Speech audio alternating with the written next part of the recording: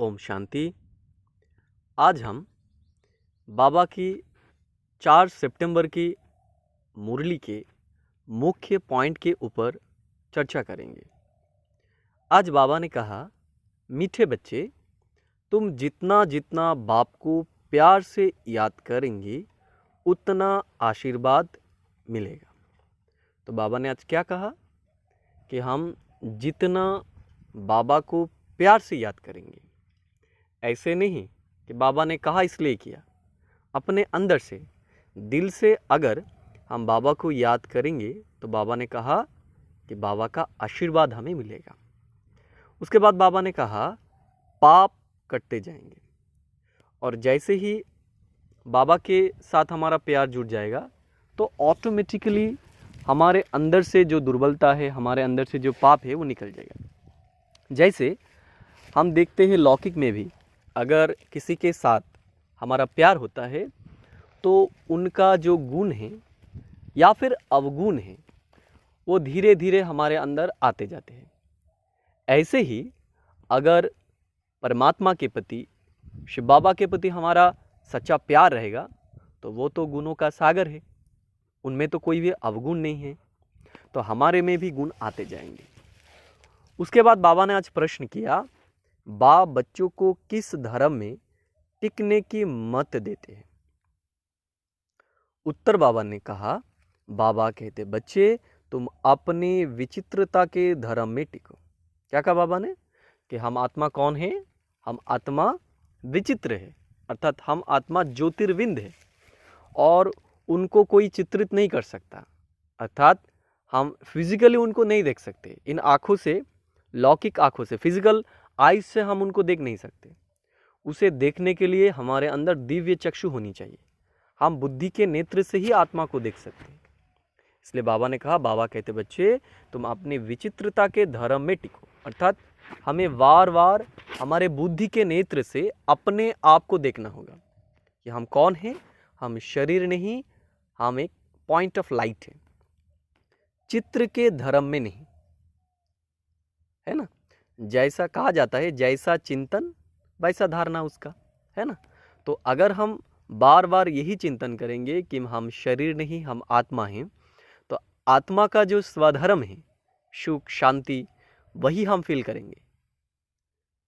जैसे बाप विदेही विचित्र है, ऐसे बच्चे भी विचित्र है, फिर यहाँ चित्र में आते हैं। तो बाबा ने कहा जैसे परमात्मा शिव बाबा वो विचित्र है, वैसे हम भी आत्माएं विचित्र है और हम भी उनके साथ परम धाम में थे। लेकिन बाद में हम क्या किया? हम इस दुनिया में आके, इस लौकिक दुनिया में आके शरीर धारण किया। अभी बाप बच्चों को कहते हैं, बच्चे विचित्र बनो, अपने स्वधर्म में टिको। तो क्या हुआ? जब हम परम धाम से आए थे सतयुग में, तब तो हमारे अंदर ये जागृति थी कि मैं शरीर नहीं, मैं आत्मा हूँ, इसलिए वहाँ पर सुख शांति थी। लेकिन जन्म लेते लेते हमारे अंदर शरीर भान आ गया और उससे हम दुखी हो गए। तो बाबा फिर से हमारे वो संस्कार हमारे अंदर डालने के लिए हमें कह रहा है कि फिर से हमें क्या करना होगा। अभी हमें फिर से ये हमारे स्मृति में लाना होगा कि मैं शरीर नहीं, मैं आत्मा हूँ। इसलिए बाबा ने कहा अपने स्वधर्म में हमें अभी टिकना है, देह अभिमान में नहीं आओ। तो हमें अभी क्या करना है? हमें अभी देह अभिमान को छोड़ना है। दूसरा प्रश्न किया बाबा ने आज, भगवान की ड्रामा अनुसार किस बात के लिए बंधायमान है? तो बाबा ने क्या कहा आज कि बाबा भी किस बात के लिए इस ड्रामा में बंधायमान है? उत्तर कहा बाबा ने, ड्रामानुसार बच्चों को पतित से पावन बनाने के लिए भगवान भी बंधायमान है। तो सोचिए कि भगवान हम ब्राह्मण आत्माओं के लिए बंधायमान है कि हमें पवित्र बनाने के लिए उन्हें आना ही होगा, उनको आना ही है पुरुषोत्तम संगम युग पर। और वो आएगा भी कभी? वो आएगा भी एक निर्दिष्ट समय पे, जो समय है पुरुषोत्तम संगम युग जो अभी चल रहा है, इस समय उनको आना है। तो आज बाबा धारणा के लिए कहा, एक नंबर, यह रूहानी पढ़ाई बहुत ऊंची और डिफिकल्ट है ना। सोचिए हम क्या बनने जा रहे हैं? हम सबसे उत्तम देवता बनने जा रहे हैं। तो इस देवता बनने की जो पढ़ाई है तो वो तो सिंपल नहीं होगा, वो थोड़ा डिफ़िकल्ट भी होगा। तो बाबा ने कहा हम जो पढ़ाई अभी पढ़ रहे हैं वो बहुत ऊंचा है और डिफ़िकल्ट है। इसमें पास होने के लिए बाप की याद से आशीर्वाद लेनी है, और इस पढ़ाई में अगर हमें चलना है और धारणा स्वरूप बनना है तो इसके लिए हमें ये भी याद रखना है कि ये जो बातें हम सुन रहे हैं ये हमें कौन कह रहे हैं, क्योंकि हम उनकी बातों को ही इम्पोर्टेंस देते हैं जिनको हम महत्व देते हैं। जैसे अगर कोई साधारण इंसान हमें कुछ बोल दे तो उसके बातों को जो हम इम्पोर्टेंस देंगे, अगर वही हमारे प्राइम मिनिस्टर हमें कहे कि आपको ये करना है, तो सोचिए हम उनको बातों को कितना इम्पोर्टेंस देंगे। ऐसा ही जो सारे दुनिया का श्रेष्ठ सत्ता है अर्थात परमात्मा, वो हमें आदेश दे रहे हैं, तो उनकी बातों को कितना इम्पोर्टेंस देना होगा हमको। यह हमें बार बार चिंता करना है कि हमें कौन कह रहा है। अपने कैरेक्टर सुधारने हैं तो हमें क्या करना है। अभी भगवान हमें डायरेक्शन दे रहा है कि हमें हमारी कैरेक्टर्स बदलना है, क्योंकि हम अभी मनुष्य से देवता बनने जा रहे हैं। दूसरी बात बाबा ने कहा अभी कोई भी इलीगल काम नहीं करना है। तो हमें क्या करना है, हमारे कर्म का ऊपर बहुत ध्यान देना होगा कि हमारे द्वारा कोई भी इलीगल काम ना हो। विचित्र बन अपने स्वधर्म में टिकना है और विचित्र बाप की लीगल मत पर चलना है। तो बाबा आज बार बार मुरली में कह रहा था कि हमें विचित्र बनना है, अर्थात हमें जो हम परिचय में जी रहे हैं कि हम शरीर है, इसको भूल के हमें आत्मभान में अभी आना है कि मैं आत्मा परमधाम से इस सृष्टि में आया हूँ पार्ट बजाने के लिए, और अभी हमें जाना है। वरदान कहा बाबा ने आज बाप के साथ द्वारा पवित्रता रूपी स्वधर्म को सहज पालन करने वाले माँ सर्वशक्तिमान भव। तो बाबा ने कहा, क्या कहा अभी बाबा ने वरदान में आज कहा कि पवित्रता यह हमारा स्वधर्म है। इसलिए अगर हमें ये याद रहेगा कि स्वयं परमात्मा हमारे साथ है, परमात्मा हमारा गाइड है, परमात्मा हमारा शिक्षक है, तो हम सहज ही इस बात को धारण कर सकेंगे, और पवित्रता को धारण करने से ही हम सर्वशक्तिमान बन जाएंगे। बाबा ने विस्तार में कहा आत्मा का स्वधर्म पवित्रता है, अपवित्रता परधर्म है। तो हमारा आत्मा का स्वधर्म क्या है, पवित्रता, प्योरिटी, और अपवित्रता ये हमारा परधर्म है, ये शरीर का धर्म है अपवित्रता।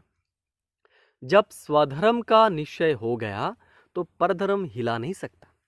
तो अगर हमारा अंतर्मन, हमारा सबकॉन्शियस माइंड ये स्वीकार कर ले कि हम आत्मा हैं और हमारा स्वधर्म ही प्योरिटी है, तो परधर्म जो अपवित्रता है वो ऑटोमेटिकली निकल जाएगा। बाप जो है जैसा है, अगर उसे यथार्थ पहचान कर साथ रखते हो तो पवित्रता रूपी स्वधर्म को धारण करना बहुत सहज है, क्योंकि साथ ही सर्वशक्तिमान है। तो पहले जो कहा बाबा ने कि हमें यह बार बार चिंतन करना होगा कि हमें कौन बोल रहा है। हमारे अंदर धारणा इसलिए नहीं हो रहा है क्योंकि हमारे सबकॉन्शियस माइंड अभी ये स्वीकार ही नहीं किया है कि हमें कौन बोल रहा है। अगर हमारा सबकॉन्शियस माइंड ये स्वीकार कर ले कि स्वयं सर्वशक्तिमान जिसको सभी पुकार रहे हैं वो आके हमको अभी शिक्षा दे रहे हैं, तो ऑटोमेटिकली हमारा मन इसको स्वीकार कर लेगा और हमारे संस्कार में पवित्रता आ जाएगा। सर्वशक्तिमान के बच्चे मास्टर सर्वशक्तिमान के आगे अपवित्रता आ नहीं सकती। तो बाबा ने क्या कहा, हम सर्वशक्तिमान के बच्चे हैं तो हमारे पास अपवित्रता आ ही नहीं सकता। अगर संकल्प में भी माया आती है तो जरूर कोई गेट खुला है। तो बाबा ने क्या कहा, अगर संकल्प मात्र भी हमारे अंदर अपवित्रता आ रहे हैं तो हमें क्या समझना है कि कोई ना कोई गेट खुला हुआ है अथवा निश्चय में कमी है। और एक बात आज बाबा जो बार बार कह रहा है कि हमारे निश्चय को पक्का करना होगा। क्या, कि मैं कौन हूं और कौन मुझे ये बातें सिखा रहा है। स्लोगन बाबा कहा, त्रिकलदर्शी किसी भी बात को एक काल की दृष्टि से नहीं देखते। तो बाबा ने क्या कहा, हम त्रिकालदर्शी है, हम एक काल के आधार से कोई भी बात को नहीं देखेंगे। हमें क्या करना होगा, हम जो भी कर्म करने जाते हैं तो उसके पहले हमें चिंतन करना होगा कि इसका पास्ट क्या है, क्या होगा, इसका प्रेजेंट का फल क्या होगा और इसका फ्यूचर क्या होगा। ये सोच समझकर ही हमें कर्म करना होगा। हर बात में कल्याण समझते हैं। और हमें क्या याद रखना होगा कि जो भी कुछ हमारे साथ हो रहा है ये हमारे कल्याण के लिए ही हो रहा है।